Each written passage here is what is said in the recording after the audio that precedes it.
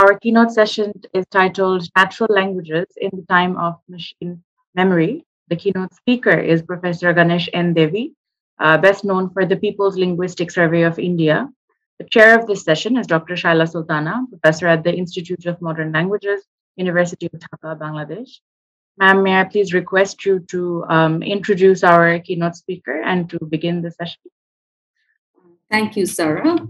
Good morning, everyone. This is Shaila Sultana, welcoming you to the keynote entitled Natural Languages in the Times of Machine Memory of the two-day ULAB Multicultural Conclave 2022, Dialogic Imagination of Bangladesh, Literary-Linguistic-Cultural Representations, Non-Representations, and Misrepresentations. As Professor Shamshad Murtuja has mentioned, it is our great honor to have Professor G.N. Devy presenting the very first keynote of the conclave.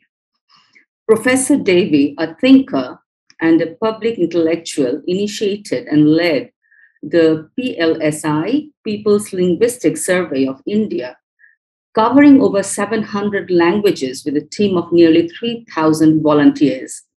The PLSI resulted in publication of 91 titles, divided in 50 volumes in English, Hindi, and several Indian languages, bringing to notice some 35,000 printed pages of valuable data on the language diversity of India.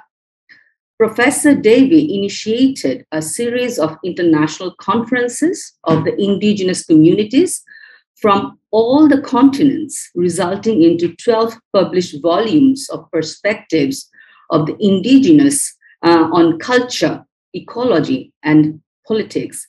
He writes in 3 languages, Marathi, Gujarati, and English. His first book in English, After Amnesia, received a Sahitya Academy Award. His recent publications also include Being Adivasi and Mahabharata, the Epic and the Nation. Currently, he is engaged in producing a People's Report on Indian civilization and its history of the last 12,000 years with the help of a large international collective of scholars in human genetics, archaeology, linguistics, and anthropology. He has received many awards and honors, including Padma Shri, the Lingua Pax Award, and the Prince Claus Award. No doubt, Professor G.N. Devy has been an institution builder and a professor of literature. In today's keynote, Natural Languages in the Times of Machine Memory, Professor G.N. Devy will present a view of the language diversity in South Asia. He will discuss the nature of language movement in the subcontinent and their proximity to economic and social development. Professor Devy will also comment on the challenges posed by the emergence of the memory chip to the preservation and continuation of natural languages. Please welcome our keynote speaker, Professor G.N. Devy. Professor Shaila Sultana, chair of this session, and Professor Arifa, who's put together this excellent conclave. I would like to say that I bring to you affection, friendship, and love from the people of India. I also want to share that with scholars from 4 continents present for this conclave and other academics and students who are joining this conclave. I'll begin by entering a caveat. If my consciousness is a fiction in which I have compelled myself to put faith, I also do not know if the world outside my consciousness, the phenomenal world,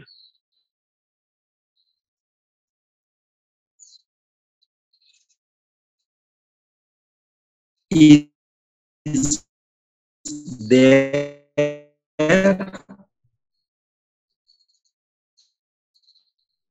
or not there. And if it is a creature, I think for sure with the phenomenal world, the world outside, and that bridges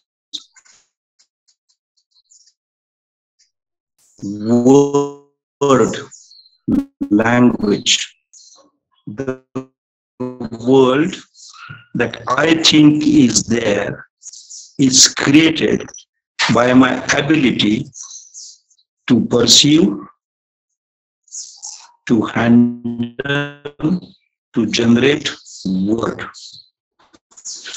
So language, of course, I cling under those bridges, particularly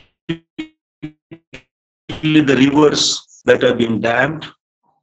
But my primary task is to look at the bridge rather the bridges, because every language brings a unique worldview. No two languages have the same of spaces, of flow of time.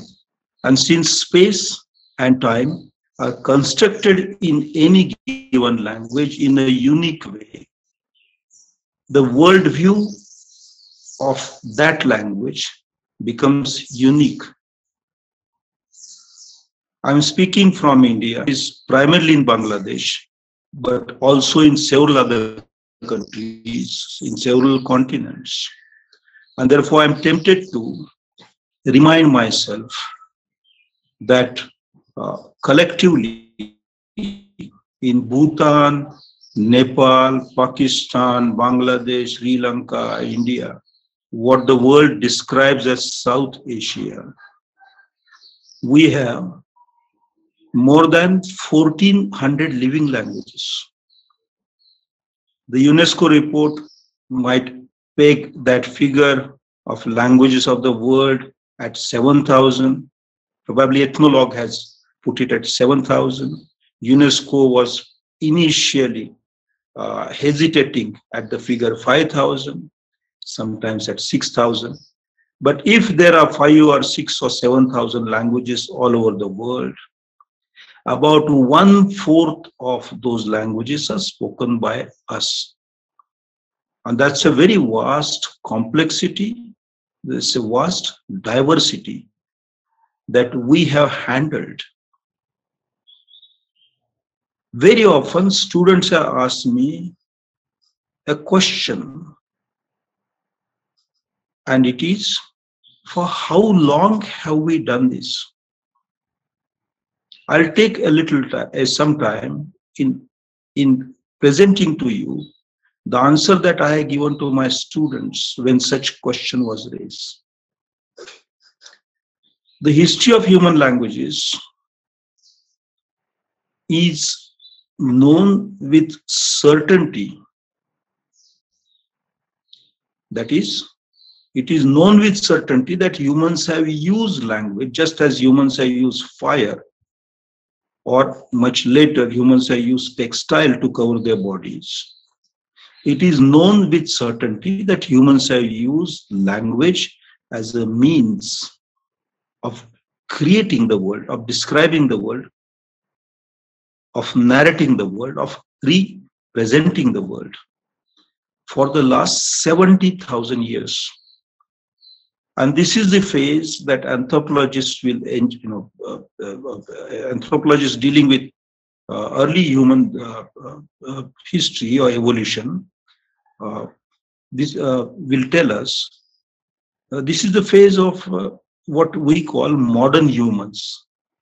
Let me not confuse that term with the term modernism of the last 300 or 400 years. The modern humans, the modern human is the Homo sapien, a variety somewhat different from other varieties of human-like animals, such as the Neanderthal, such as the Homo erectus. And through contact with these other varieties, often through conflict with these or collaboration with these, humans started an advent which has brought all of us to this stage. Now, of these 70,000 years history of languages, our part of the world, that is the part of the world which has about 1400 living languages, or the part of the world which has 24% of the human population at present, of the 8 billion human population, 24% of humans, the descendants of Homo sapiens, are resident in our part of the world, what the world describes as South Asia.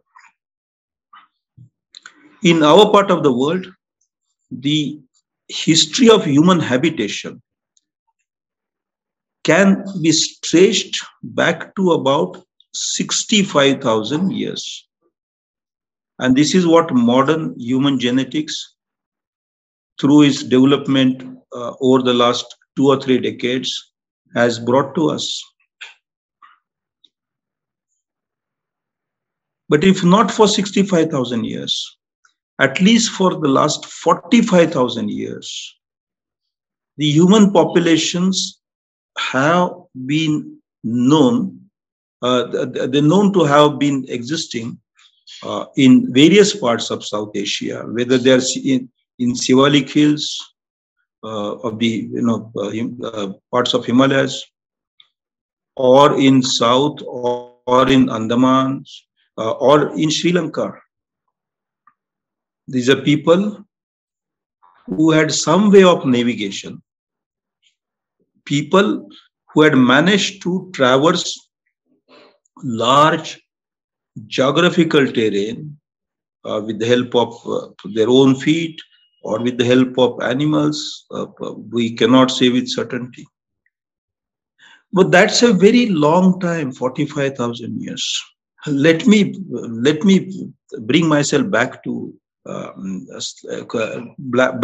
closer to our contemporary time, and therefore I will go to the date of Holocene.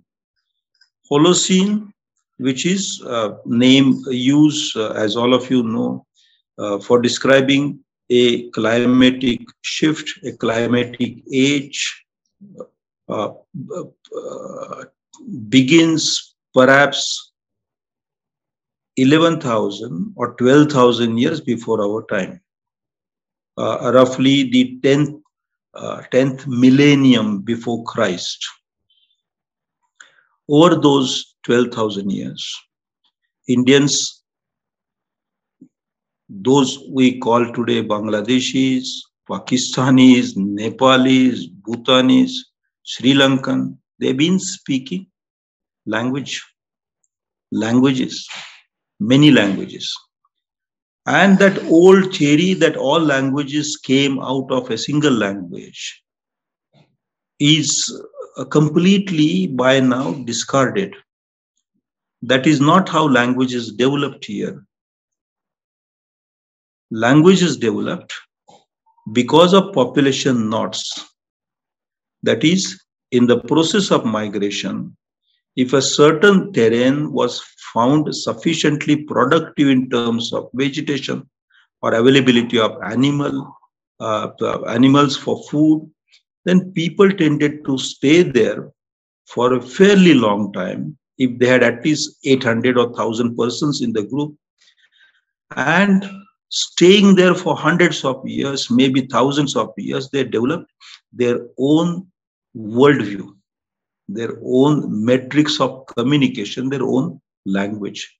And many of these languages kept coming together to form larger languages. When Sir William Jones established the Asiatic Society towards the end of the 18th century, he had proposed, he put forward a hypothesis, yet untested, but it was a kind of initial hypothesis saying that there is a remarkable kinship, similarity of words between Latin and Greek and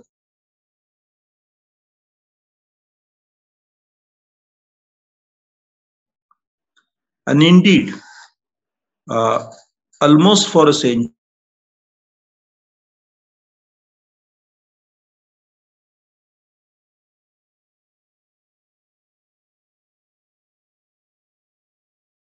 European, Indo-Iranian, Indo-Aryan, and we accepted all those ideas. And those ideas had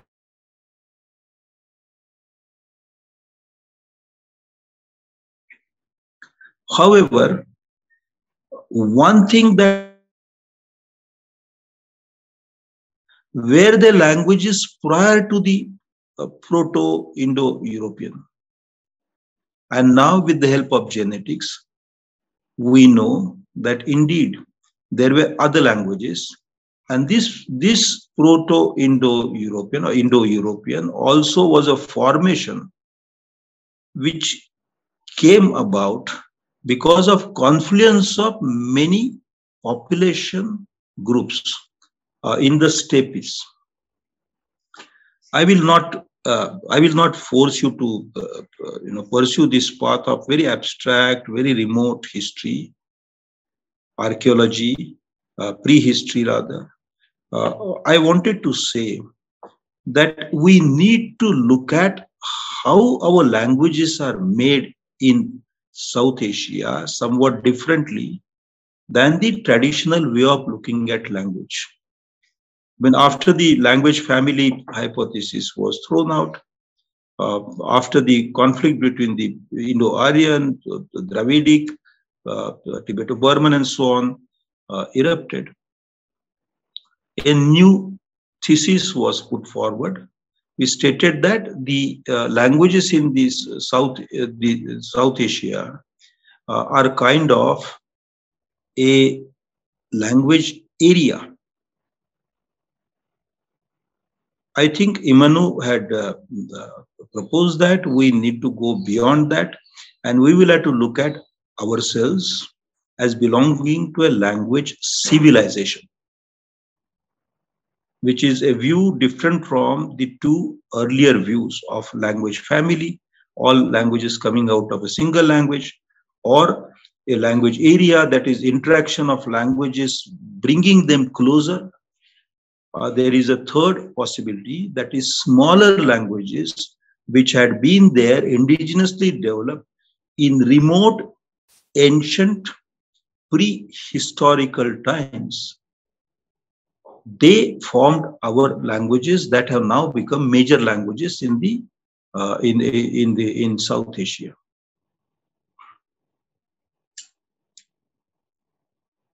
What would be the advantage of looking at our languages from this perspective? The advantage would be we will understand who we are, from where we have come, and what is the being of our language properly.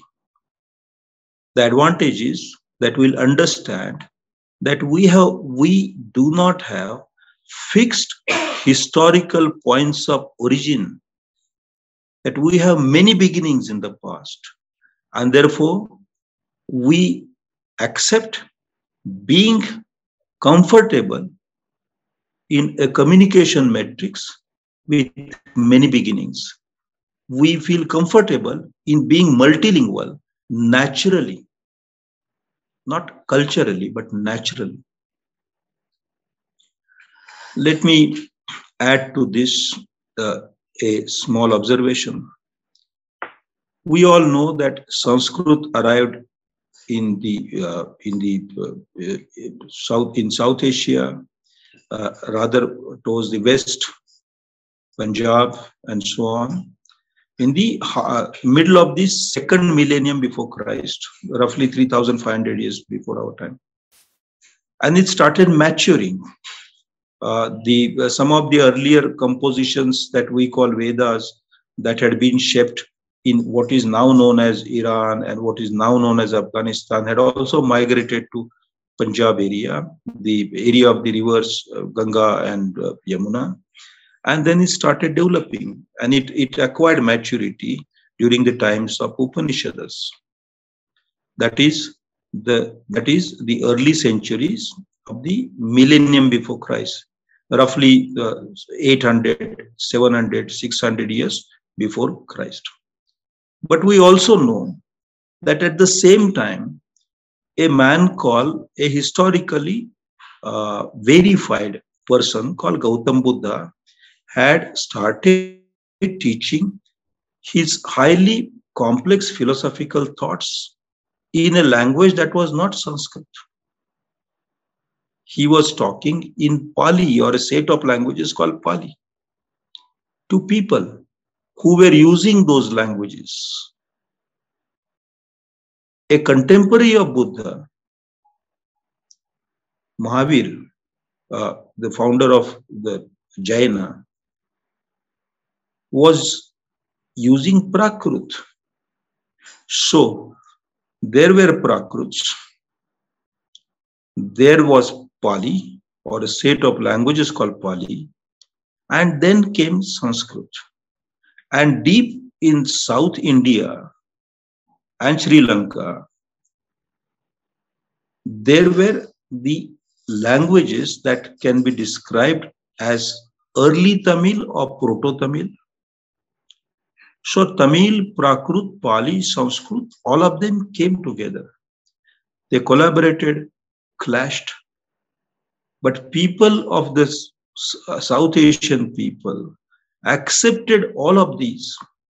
They felt comfortable in the recitation of the Upanishadic verses in Sanskrit and listening to teaching of Buddha in Pali and worshipping Mahavir and forgiving those who offended them in Prakrut, and accepting an extremely intimate personal pronoun such as Are, which came from Tamil. This personal pronoun went all the way to Iran and was returned to India. It is now used in Hindi, it is used in Marathi, it is used in Gujarati. I'm not sure if it is used in Bangla, but probably it is used. In Marathi, this intimate personal pronoun Are has even been modified to make it extremely emotional, such as this, Are, that is an expression of pity, expression of compassion. Ladies and gentlemen, the roots of our civilizations, the roots of our 1400 worldviews that South Asia has, go to various geographical locations. From they go to Mongolia, they go to Turkmenistan, they go to Uzbekistan, they go to Syria, Turkey, Iran, Iraq, Afghanistan, what is now Pakistan, what is now India, what is now Bangladesh, what is now Sri Lanka. This is a vast mix of culture, thought, habit of thought, of language, of words, of diversities of all kinds. And we have in South Asia learned to be at ease amidst all this diversity. Nothing new surprises us. Nothing different gives us a sense of being threatened.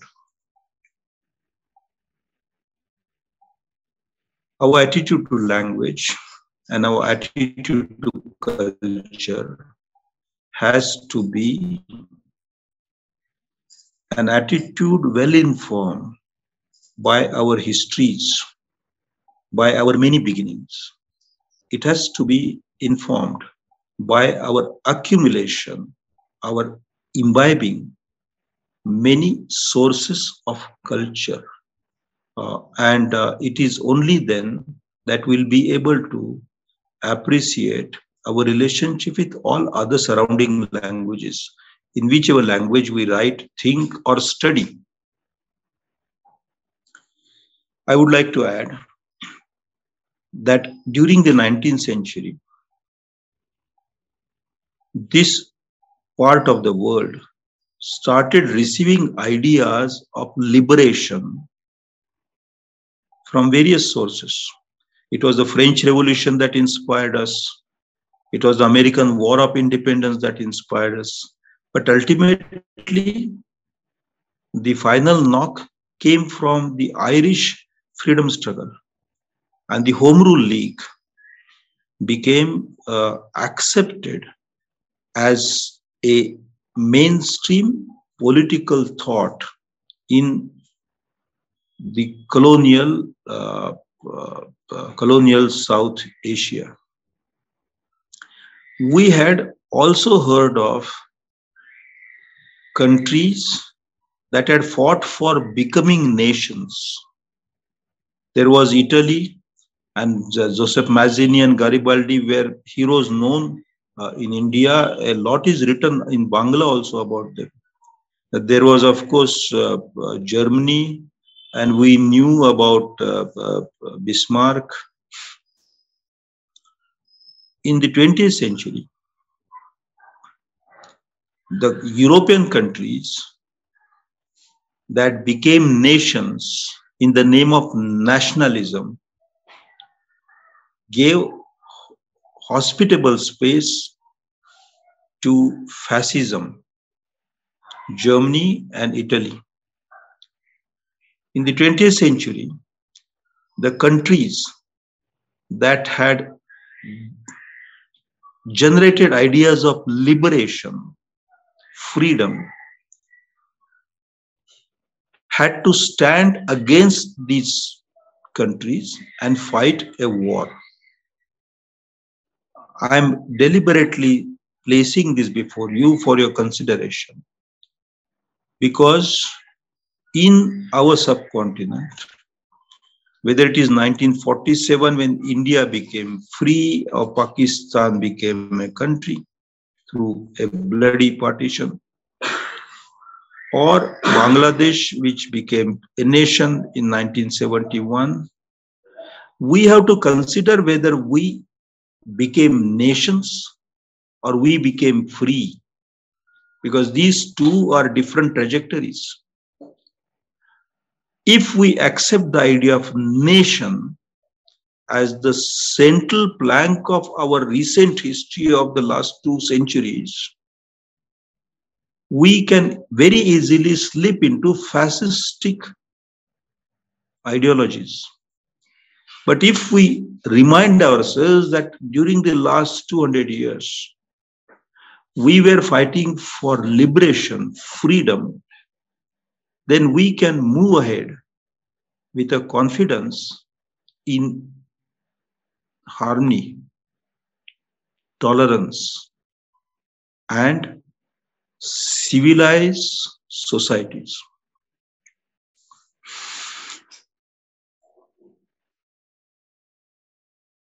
I will now come to the question of contemporary languages. I have worked for several decades in fighting for the existence of languages which are called small languages. We all know that theoretically no language, small or big, is inadequate as a language.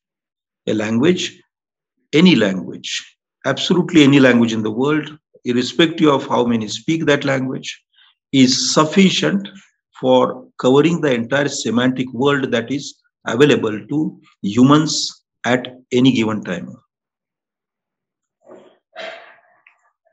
But recently, in the name of linguistic states.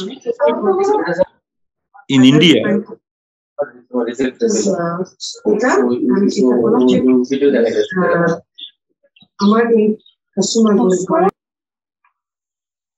smaller languages had to face increasing marginalization. See, sometimes there are quite paradoxical historical events. The liberation of Bangladesh, or Bangladesh becoming the Desh, Bangladesh, the Desh of Bangla in 1970s, had a very curious impact on the language census of India. In 1961 census of languages in India, the census had announced existence of 1,652 mother tongues. The data of 1971 census, which was released after Bangladesh became Bangladesh, showed only 109 as mother tongues. 1652 to 109. It was a big drop. More than 1,500 languages were wiped out of the census records. In India, there was a fear that linguistic separatism might increase. And from a certain perspective, one can see why that fear was there, particularly after Bangladesh became Bangladesh. That fear was there because in 1952, just as the language agitation movement started in Dhaka, it also started in Telangana. It started in Punjab. It started in the Marathi-speaking area, which has now become Maharashtra. And so linguistic states were created as sub-nations within India. But there were demands for further subnationalities. There was a demand from the Lepchas. There was a demand from the Kutchis, a demand from Tulu. There was a demand from Ahirani speakers. There was demand for Vidarbha, for the Vidarbhi language, and so on. And to put a cap on all those brewing agitations, the Indian census, that is the government of India at that time, decided to block the mention of small languages. In the process, many of the small languages died. Let me explain how. I mentioned to you 1961 data of mother tongues in India, 1971 data of mother tongues in India. In 2011 census, the census had acquired list of mother tongues as it does every 10 years. And that list of the census authorities had 1,380 names.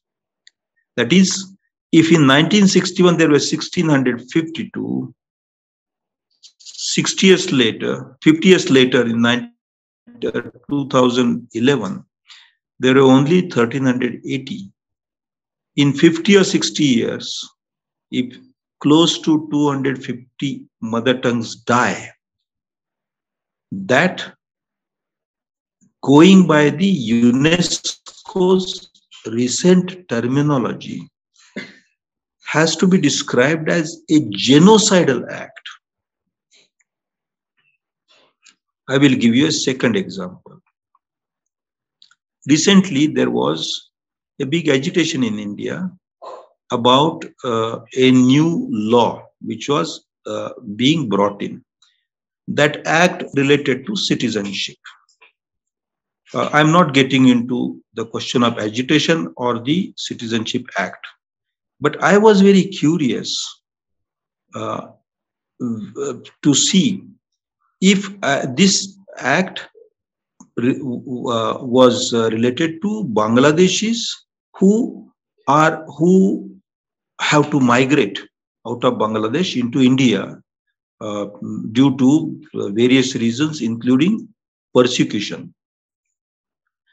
I noticed that though in Bangladesh, there are 18 extremely small linguistic communities which are seen migrating between Bangladesh and India, and they have done this for several thousand years, because the Brahmaputra keeps changing its course and people have been going from one side to another side. When there was no Bangladesh and there was no nation called India, people were there. People were there. Brahmaputra was there, and they spoke different languages, and migrations have been there.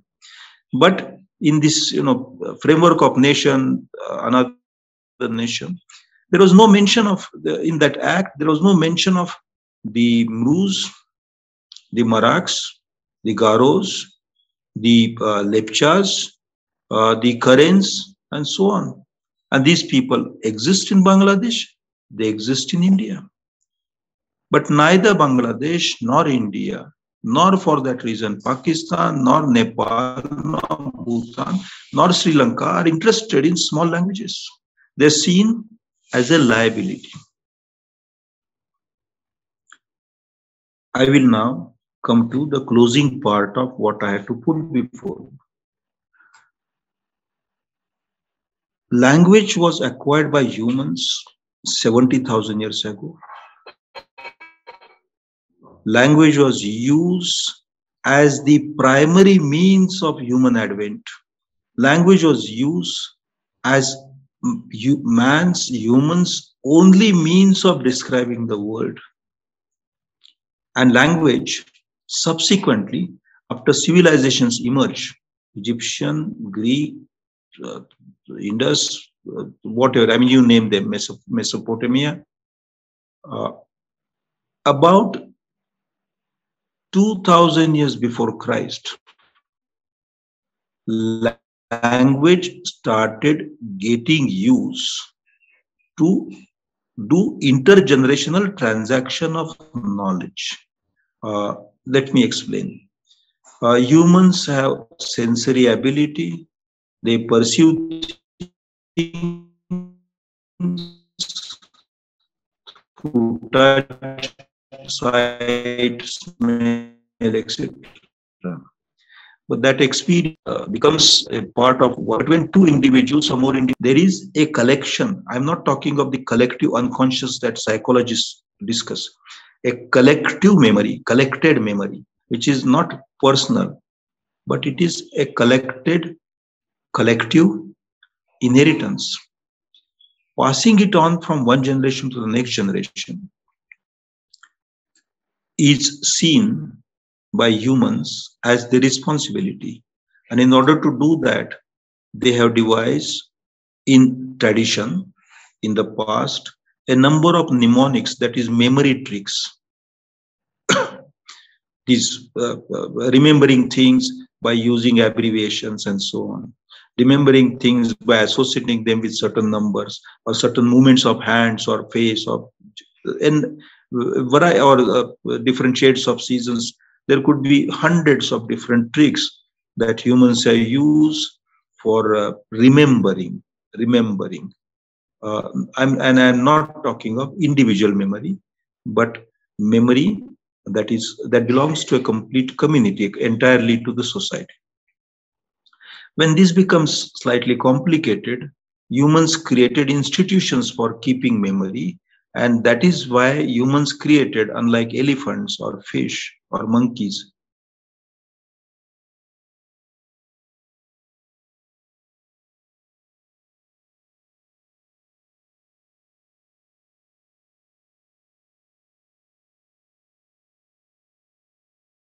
taking it forward, making it accessible to the subsequent generations.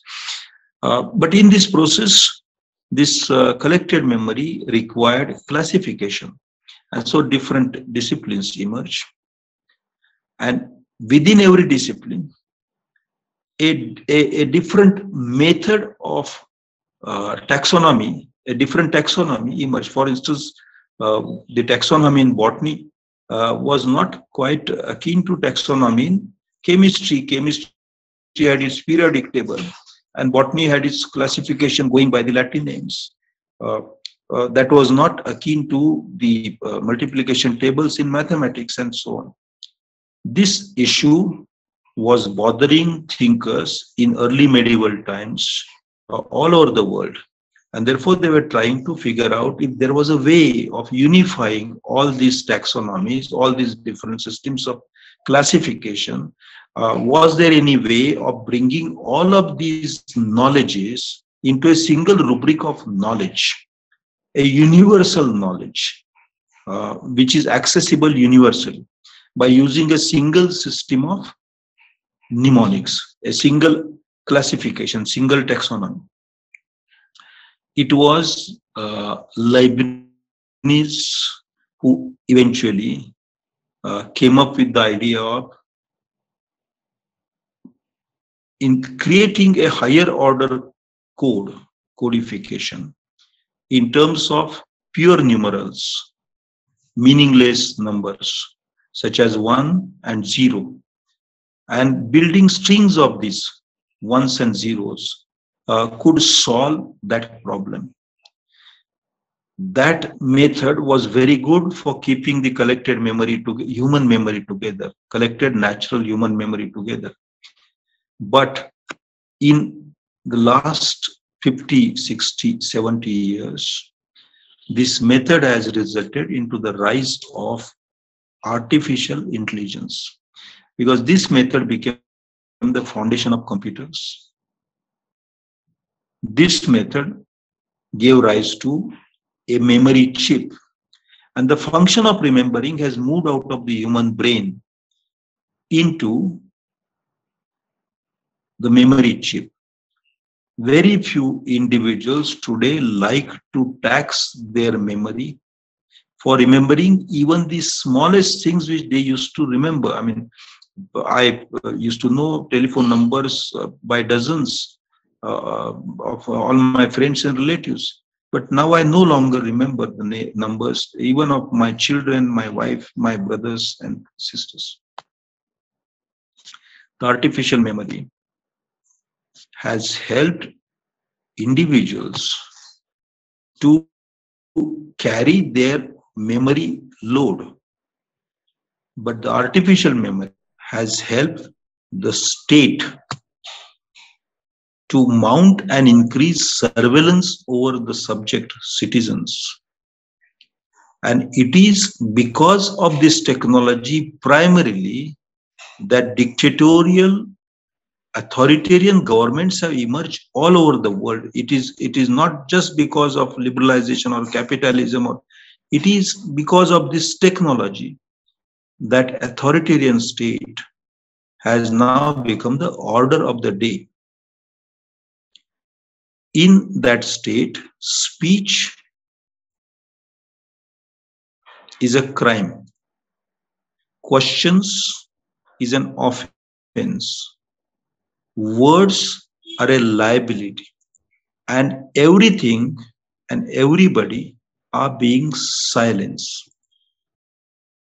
In such a time, if the world has to be rescued of this imposed aphasia on humans, a civilization which is linguistic civilization, such as ours, yours and mine, the civilization of Bangladesh and India and Pakistan and Afghanistan, a civilization which is linguistic civilization, will have to provide an answer. It is a conflict, a new age conflict between aphasia being imposed by technology and a linguistic civilization which has in it, embedded in it, more than 1400 worldviews. The state, all our states are helping in increase of aphasia. But all our people, writers, artists, cartoonists, publishers, filmmakers, singers, performers, theater people, all of us will have to articulate the power that a linguistic civilization has. I will now conclude. 51 to 21, 77 decades, 8 decades, or liberation to now. The themes have changed, the challenges have changed. That was the time when a nation had to be created. That was the time when liberation had to be accomplished. This is the time to put up a challenge. In order to face the challenge being put up by technology, it was predicted by a group of corporates, very high-placed group of corporates some 12 years back, that the most important technology of future will be technology related to silence. All the gadgetry that is rushing into your houses is gadgetry that is silencing you. The people of the subcontinent, wherever they are, whether they are in Dhaka or Karachi or Bombay or Colombo or wherever they are, have to recall that we are a linguistic civilization. Language is the very soul, the very body of who we are, from where we have come. We are people with many beginnings. To accept the idea of a fixed beginning is the end of who we are. To accept the idea of a state that silences people is the end of who we are. Let us rediscover our being. That was what Rabindranath Tagore was saying. That's precisely what Nazrul was saying. That is precisely what Mahashweta Devi was saying. Mahashweta Devi, with whom I had great opportunity of working for several years, told me once, I was asking her about Bangladesh, what are her sentiments? She said, look, Ganesh, my father was born in Bangladesh. My blood is from Bangladesh. I said, but you're in India. She said, my father, despite being Bangla, was critical of the society. I, despite being India, am critical of the society. To generate that critique is the power of the word. To look at the world surrounding us is the function of the word. Let us rediscover the function of the word again in order to keep the small languages alive so that we, whichever language we speak, continue to be a linguistic civilization so that collectively we can pose a challenge to the dominance, hegemony that technology has brought in a new form.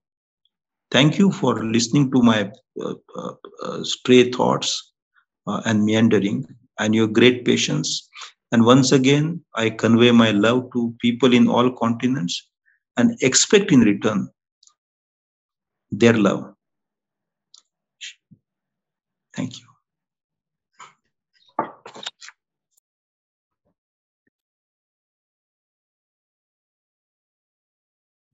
Thank you. Thank you.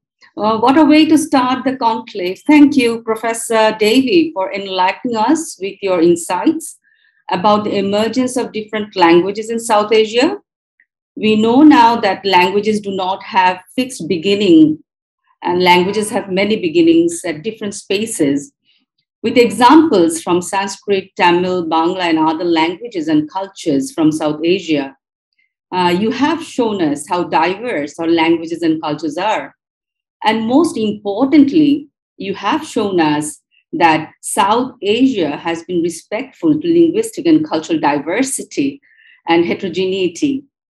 South Asia has historically, socially, culturally, has been an abode of harmony and tolerance, while the colonial and political power, the ethos of nationalism, have successfully instilled the conflicted ideologies of linguistic separatism and linguistic imperialism, and enforced marginalization and eventually the deaths of minority languages.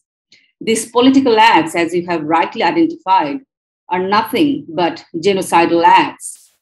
You have also shown us how we may rediscover our linguistic civilizations and save all the languages in our linguistic ecology. I believe you have set the tone of the conclave. We are now ready for further constructive dialogues during the conclave and have opportunities to think and come up with solutions for the preservation and continuation of natural languages in South Asia. Thank you very much. Now, we welcome the participants to enjoy the rest of the events that we have set for you.